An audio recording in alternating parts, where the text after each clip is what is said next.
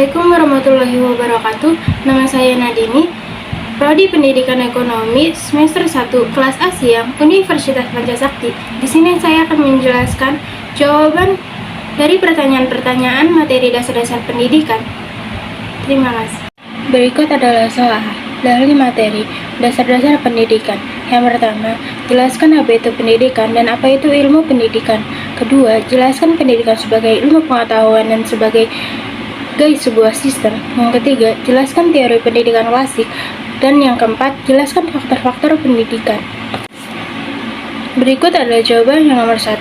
Pendidikan. Pendidikan adalah pembelajaran pengetahuan, keterampilan, dan kebiasaan kelompok orang yang diturunkan dari suatu generasi ke generasi berikutnya melalui pengajaran, penelitian, atau pelatihan.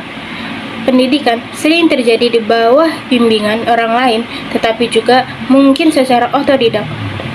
Pengertian ilmu pendidikan. Ilmu pendidikan adalah suatu kumpulan ilmu pengetahuan yang tersusun secara sistematis dengan memiliki metode-metode tertentu yang ilmiah untuk menyelidiki, merenungkan tentang gejala-gejala perbuatan, bantuan, atau didikan yang diberikan oleh orang dewasa kepada orang yang belum dewasa untuk mencapai kedewasaan dalam rangka mempersiapkan diri untuk kehidupan yang bermakna bagi dirinya, masyarakat, dan penciptanya. Berikut jawaban nomor 2. Pendidikan sebagai ilmu pengetahuan. Pendidikan sebagai ilmu pengetahuan berarti pendidikan sebagai sarana yang tepat untuk mendapatkan berbagai wawasan yang didapat dari hasil kajian, penelitian, serta tindakan yang tepat berdasarkan sistematika tertentu sehingga berguna bagi manusia itu sendiri.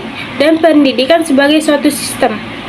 Pendidikan sebagai suatu sistem adalah pendidikan sendiri terdiri dari elemen-elemen atau unsur-unsur pendidikan yang dalam kegiatan saling terkait secara fungsional sehingga merupakan satu kesatuan yang terpadu dan diharapkan dapatnya mencapai tujuan. Berikut adalah pengertian teori pendidikan klasik.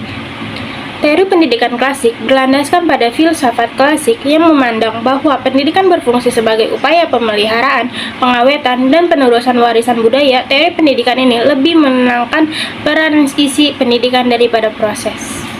Berikut adalah jawaban nomor 4 dan yang terakhir, faktor-faktor pendidikan. Faktor-faktor pendidikan. Yang pertama, ada faktor tujuan, adanya tujuan yang ingin dicapai. Faktor pendidikan, adanya tenaga pendidikan. Faktor peserta didik, adanya peserta didik yang tersedia material ajar atau kurikulum. Faktor alat pendidikan, terbentuk metode ajaran. Faktor metode pendidikan, terkondisinya suatu lingkungan pembelajaran yang kondusif. Dan yang terakhir, faktor lingkungan, adanya keadaan pendidikan terhadap lingkungannya. Sekian video dari saya menjawab soal pertanyaan dari dasar-dasar pendidikan. Bila ada kesalahan kata, saya mohon maaf. Wabillahi taufiq wal hidayah. Wassalamualaikum warahmatullahi wabarakatuh.